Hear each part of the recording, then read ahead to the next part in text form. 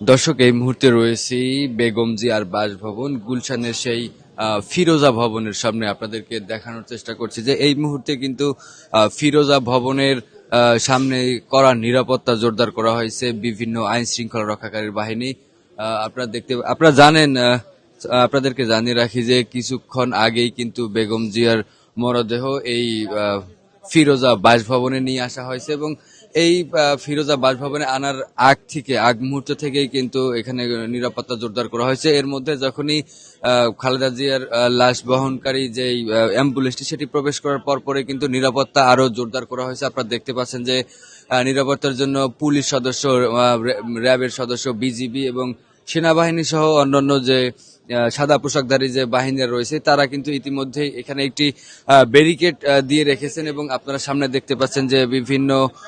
বাহিনীর যারা প্রোটোকলে ছিলেন সেই গাড়িগুলো কিন্তু ভিতরের দিকে আমরা একটু দেখানোর চেষ্টা করি। এর মধ্যে আপনাদেরকে জানিয়ে রাখি যে গতকাল ভোর 6টার দিকে ঠিক ফজরের নামাজের পরপরই কিন্তু শেষ নিঃশ্বাস ত্যাগ করেন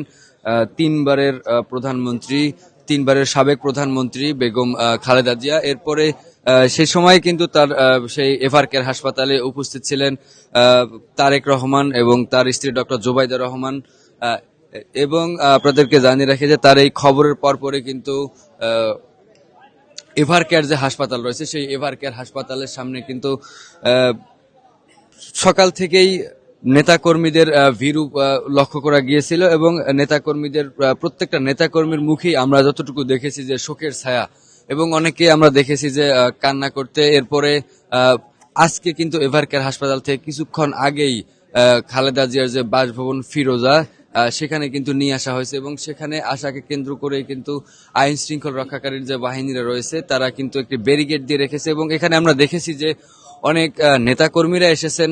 খালেদা জিয়াকে শেষবারের মতো দেখতে। হয়তো সেই সুযোগটি এই মুহূর্তে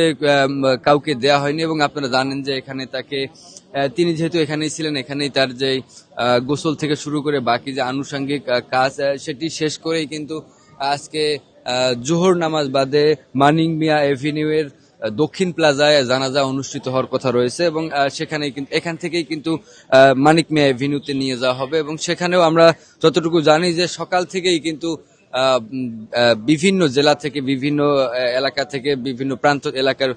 দেশের বিভিন্ন প্রান্ত থেকে নেতাকর্মীরা ইতিমধ্যেই উপস্থিত হতে শুরু করেছেন। এরই মধ্যে কিন্তু আপনাদেরকে জানিয়ে রাখি যে আজকে জোহর নামাজ বাদে কিন্তু সেখানে মানিক মিয়া এভিনিউতে তার জানাজা অনুষ্ঠিত হওয়ার কথা রয়েছে। আপনারা দেখতে পাচ্ছেন যে এই মুহূর্তে কিন্তু ফিরোজার সামনে যে আইন শৃঙ্খলা রক্ষাকারী বাহিনীরা রয়েছেন তারা কিন্তু একটি ব্যারিকেড দিয়ে রেখেছেন এবং আমরা যদি একটু পিছনের দিকে তাকানোর চেষ্টা করি ঠিক ভালো দূর থেকে কিন্তু একটি ব্যারিকেড দিয়ে রাখা হয়েছে এবং সেখান থেকেই কিন্তু নেতা কর্মীরা যারা আসতে চান তাদেরকে কিন্তু ব্যারিকেড দিয়ে আটকে রাখা হয়েছে।